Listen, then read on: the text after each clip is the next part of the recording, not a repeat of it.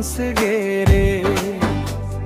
बस्तर के जंगल जैसन तोर रूप बस गे रे।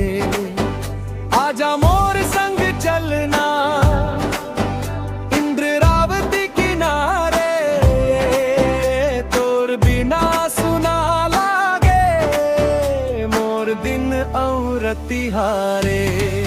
ओ तोर नयना के माया मोर दिल फंस गे रे।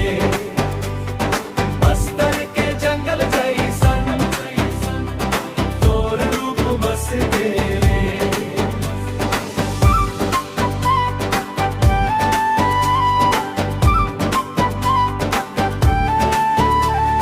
साल के डारा तले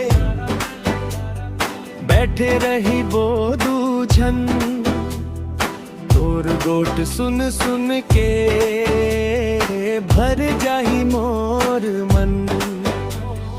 मड़ी के भीड़ मते सबसे सुघर दिखस,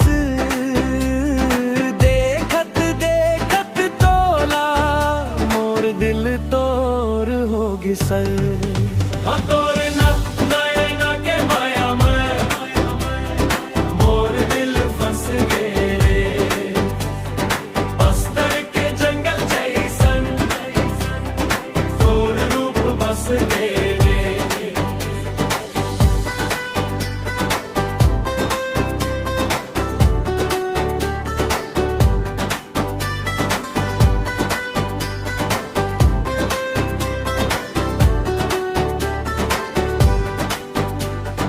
दंतेश्वरी माइले एही अरदास करम, जन्म जन्म तक तोर संग माँ जिंदगी भरम।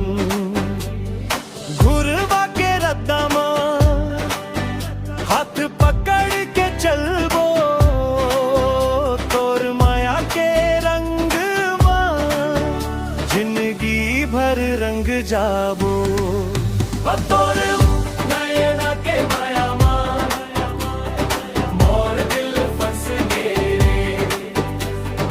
बस्तर के जंगल जैसन तोर रूप बस गे रे।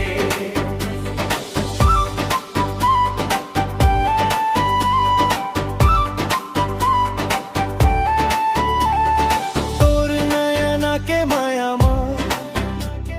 मोर दिल फंस गे रे। बस्तर के जंगल जैसन तोर रूप बस गे रे।